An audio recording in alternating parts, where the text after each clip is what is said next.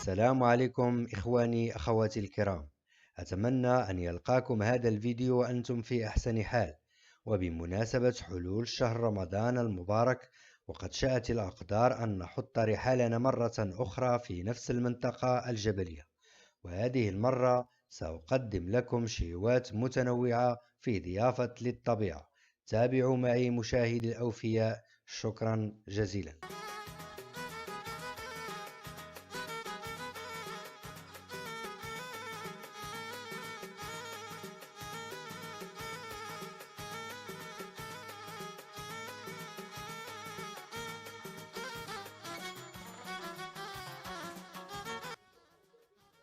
والآن المرحلة الأولى، نبدأ بشوربة الحريرة.